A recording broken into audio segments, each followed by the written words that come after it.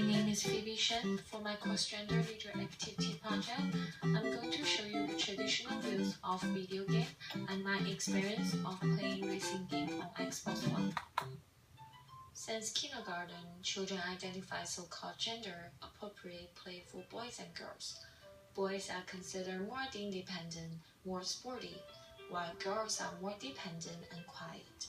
Since childhood, boys are directed toward to play video games, and girls are directed to play Barbie dolls. Therefore, in the beginning of the creation of video games has been seen as a male leisure activities. In many ways, it considered a boys' club. The type of game that comes to mind at the mention of video game is still a male-dominant ideal. Women's role in play video game have been unrecognized, unaccepted, and also unappreciated. Women are a minority in gaming industry, and in fact, women are underrepresented on the business. As today, women design games, work in the industry, and they play them. The fact there are 11.5% of game designers are female, and almost 0.5% of the gamers are female as well.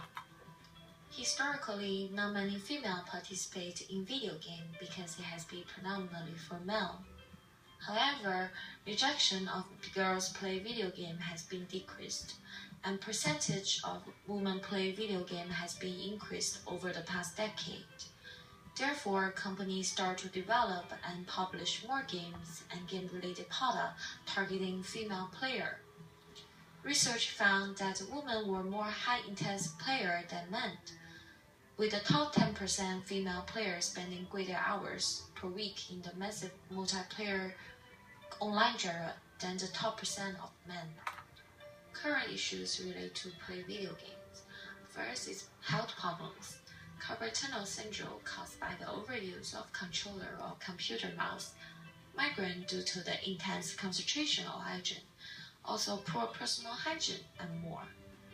Gaming addiction, secondly.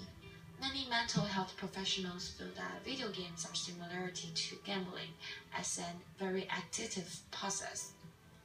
Games can be very time-consuming, leaving gamers with less time to focus on their education or career.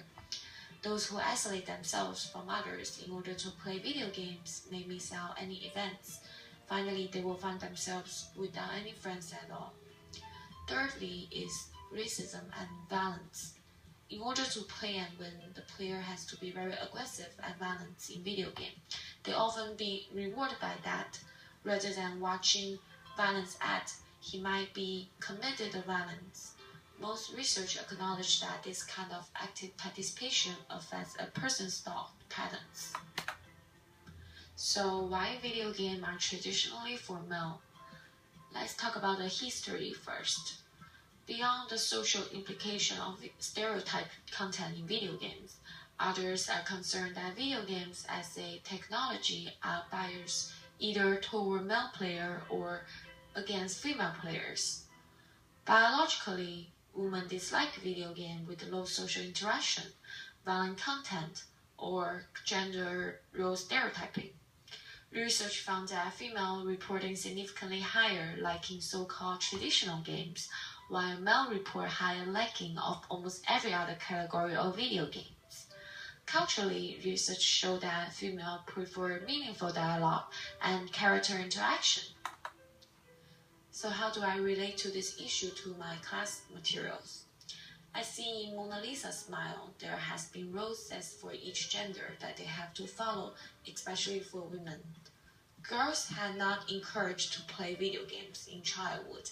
Most likely, parents would give girls Barbie dolls to play. As opposite, boys are encouraged to play more challenging toys and games. In the movie Love and Basketball, Monica was discouraged by her peers that she can't play basketball because it is mainly to guys. Why did I never play video game? The reason I never play video game is because I never feel attracted by it at all. Games and game system very complicated and difficult to use. I consider play games a waste of time. All my guy friends, they play video games, but all my girlfriends, no one play them. My experience of playing Forza 5 on Xbox One was very awesome. It's considered one of the most realistic and easiest racing game on the market. A quick tutorial at the beginning was very helpful. I choose my car and give you a guideline on the controller and how to success in the game. Once I finish the tutorial, the real racetrack will take place in different countries, and after each race they will give you rewards to upgrade your cars, or you can buy new cars. The 3D effect of this game was very cool.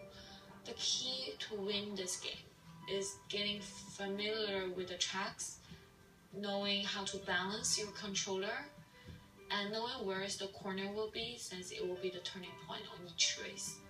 It is very similar like real-time driving, and the controller is just your steering wheel. So after my first time play racing game on Xbox One, I feel like first it was very hard to control the controller. It seems very difficult to use the system, and I feel very nervous and pressure because my husband is next to me. I was kind of confused and frustrated when in the last tour I lost the game. But after I complete the race, I gained the feelings like him wherever he asked me, do not disturb him, because he's in the middle of the race. I will participate in this activity again because I had a lot of fun and I feel really satisfied after I complete my race. Thanks for watching.